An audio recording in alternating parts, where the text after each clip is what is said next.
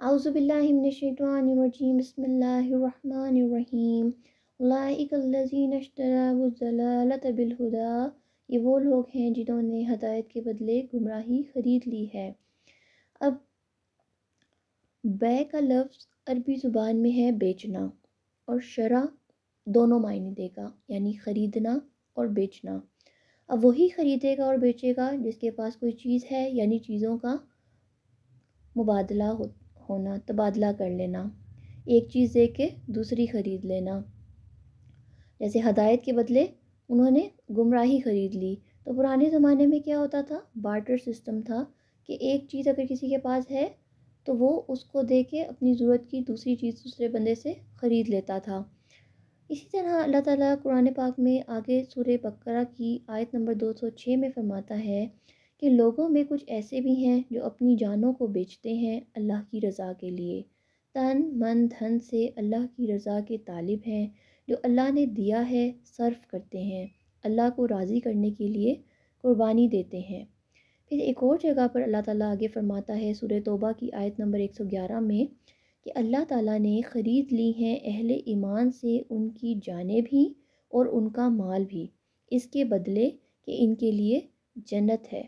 تو اس سے پتہ لگتا ہے کہ بیع و شراء ہے اللہ کے ساتھ بندے کا، یعنی کہ اللہ تعالیٰ بندے کے ساتھ خرید و فروخت کا معاملہ رکھتا ہے۔ یہ الفاظ قرآن میں اس لیے آئے ہیں کیونکہ یہ انسانی فطرت کے بہت قریب ہیں۔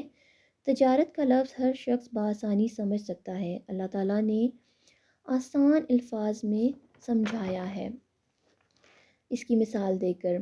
اولئک الذین اشتروا الضلالۃ بالہدی، ایک طرف ہدایت ہے اور دوسری طرف گمراہی ہے، تو انہوں نے چوائس کیا ہے کہ بجائے ہدایت کے گمراہی کو پسند کیا۔ انہوں نے ہدایت دے کے گمراہی لے لی ہے۔ ہدایت آ جاتی ہے، دل میں اتر جاتی ہے، اور پھر انسان اپنی ہٹ درمی اور غرور و تکبر اور تعصب کی بنا پر اسے رد کر دیتا ہے۔ وہ اپنے سٹیٹس کو سیکیور کرنے کے لیے، اپنے مرتبے کو محفوظ رکھنے کے لیے ایسا کام کرتا ہے کہ کہیں اس سے اس کا اقتدار چھن نہ جائے۔ تو یہاں پر مین پوائنٹ کیا ہے کہ ہدایت ان کے پاس پہلے سے موجود تھی۔ جیسے یہودی تھے تو ہدایت تو ان کے پاس تھی نا، ان کے پاس آسمانی کتابیں آئی تھی نا، اللہ تعالیٰ کا پیغام آیا تھا حضرت موسیٰ علیہ السلام اور تمام پیغمبروں کے ذریعے، تو ہدایت واز آلریڈی دیئر، پہلے سے وہاں پر تھی۔ پھر ہی وہ خرید و فروخت کریں گے نا، کہ ان کے پاس ایک چیز ہدایت کی ہے تو اس کو دے کے ہی وہ گمراہی خریدیں گے۔ تو وہ اس کو رد کرتا ہے، ہدایت کو اور گمراہی کو خریدتا ہے، اور پھر یہی پروسیس ہے جو آگے جا کے انسان کو پوائنٹ آف نو ریٹرن پر لے جاتا ہے، جس میں حق کو پہچاننے کی صلاحیت نہیں رہتی۔ دل میں بات اترنے کے بعد، ہدایت ملنے کے بعد اس کو رد کرنا، دل نے قبول کر لیا، پھر انہوں نے اس کا کفر کیا اور اللہ نے ان کے دلوں پر مہر لگا دی، جیسے اللہ تعالیٰ نے پچھلے آیت نمبر 7 میں کہا تھا ختم اللہ علی قلوبہم، اللہ تعالیٰ شروع میں کسی کے دل پر مہر نہیں لگاتا، اللہ تعالیٰ بلکہ جب انسان اڑ جاتا ہے، ڈھیٹ پنے پہ اتر آتا ہے، ہٹ درمی دکھاتا ہے، پھر گریجولی اللہ تعالیٰ ان پر مہر لگاتا ہے۔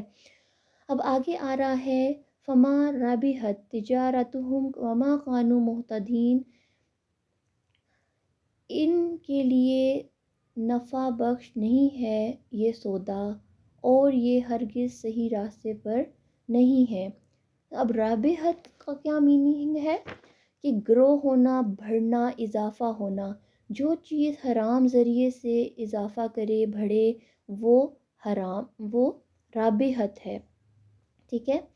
اور ان کی یہ حرام ذریعے سے کی گئی اللہ تعالیٰ کے ساتھ تجارت نفع بخش نہ ہوئی، نہ ہوئے وہ ہدایت یافتہ۔ تو انہیں تجارت کرنے کے باوجود بھی کوئی فائدہ حاصل نہیں ہوا اور نہ ہی انہوں نے ہدایت پائی۔